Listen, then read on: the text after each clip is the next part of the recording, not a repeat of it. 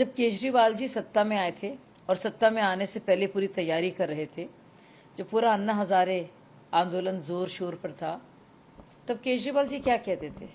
एक बार सत्ता मेरे हाथ में आ जाए तो मैं दिल्ली में लॉ एंड ऑर्डर की स्थिति को पूरी तरह से बदल दूंगा। अब सत्ता में आ गए, क्या तब वो जानते नहीं थे कि दिल्ली की कानूनी स्थिति एलजी को लेकर क्या है? उनको अच्छी तरह से पता था। एक बार मुख्यमंत्री बने, फिर दूसरी बार फिर से मुख्यमंत्री बने, क्या अभी भी उनको दिल्ली की कानूनी स्थिति नहीं पता है? तो या तो वो तब झूठ बोल रहे थे या तो अब झूठ बोल रहे हैं।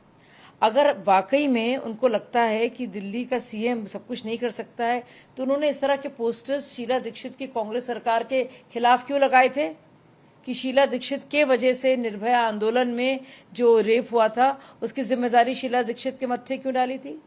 उस तरह से तो सारी की सारी जिम्मेदारी इनकी होती है। बचा ये कि ऐसे मौके पर शोक और संवेदना प्रकट करें और जानकारी लें कि क्या हो रहा है और बेहतर करें हालात को, वो फिर अपनी सस्ती राजनीति कर रहे हैं, और ख़ास तौर से इतने ही संवेदनशील मामले पर।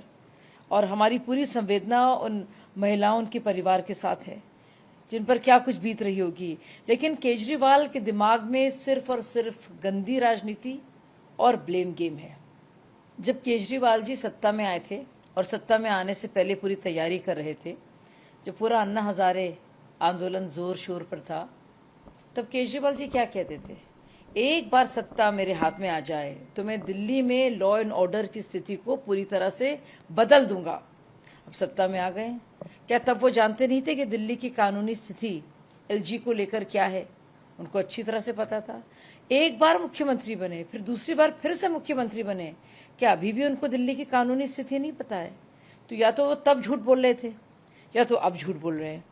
अगर वाकई में उनको लगता है कि दिल्ली का सीएम सब कुछ नहीं कर सकता है, तो उन्होंने इस तरह के पोस्टर्स शीला दीक्षित की कांग्रेस सरकार के खिलाफ क्यों लगाए थे कि शीला दीक्षित के वजह से निर्भया आंदोलन में जो रेप हुआ था उसकी जिम्मेदारी शीला दीक्षित के मत्थे क्यों डाली थी?